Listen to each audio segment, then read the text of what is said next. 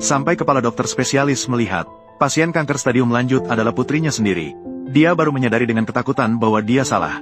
Setengah bulan yang lalu, putrinya membawa selembar laporan pemeriksaan, dan mengatakan bahwa dia menderita kanker stadium lanjut. Sebagai seorang ahli kanker, Feng Qing bahkan tidak melihatnya, dan berkata bahwa dia tidak mungkin menderita kanker. Siapa yang membantumu memalsukan dokumen ini? Yu Yan berusaha menjelaskan bahwa ini bukan pemalsuan. Tapi ibunya berkata bahwa dia semakin keterlaluan, sampai berani mempertaruhkan kesehatannya untuk menantang keahlianku. Sambil berkata, dia langsung merobek laporan pemeriksaan Yu Yan. Lalu dia membawa putrinya yang sangat dicintainya, Xiao Long, untuk pergi makan. Yu Yan melihat laporan diagnosis yang direbut ibunya dengan sangat sedih. Tapi tidak dipercaya oleh ibunya sudah biasa baginya. Namun pada hari itu, saat dia ujian di sekolah, tiba-tiba perutnya sangat sakit. Bahkan sampai pingsan di kelas karena sakit. Setelah diperiksa, dokter sekolah menemukan bahwa ada masalah besar dengan pencernaan Yu Yan.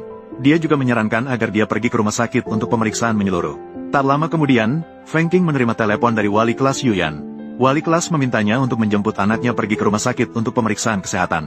Dokter sekolah mengatakan bahwa perutnya mungkin memiliki masalah besar.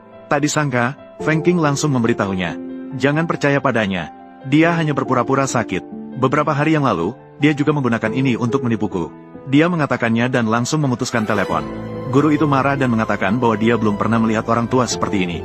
Namun, Yu Yan duduk di samping dengan sangat tenang. Dia sudah memprediksi hasil ini.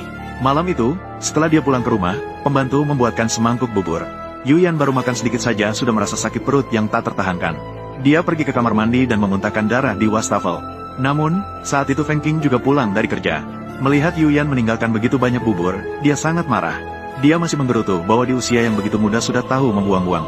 Pembantu mengatakan bahwa Nona mungkin mengalami tekanan belajar yang terlalu besar sehingga nafsu makannya menurun.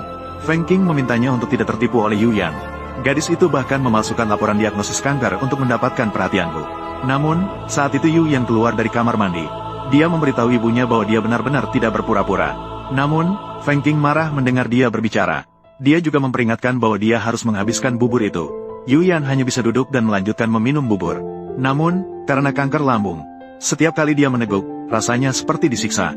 Dia menahan rasa sakit sambil meneteskan air mata dan tetap meminum bubur itu. Saat itu, Feng Qing datang dengan cepat ke kamar mandi untuk bersiap-siap.